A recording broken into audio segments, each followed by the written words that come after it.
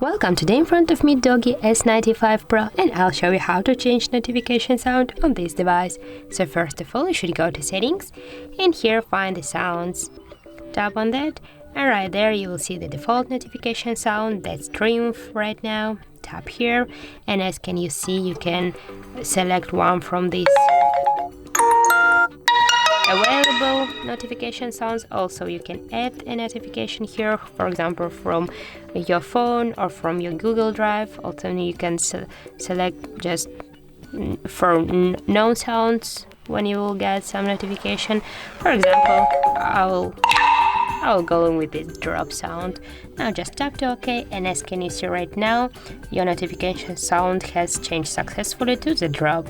So that's it. If you found this video helpful, leave like, comment and subscribe our channel.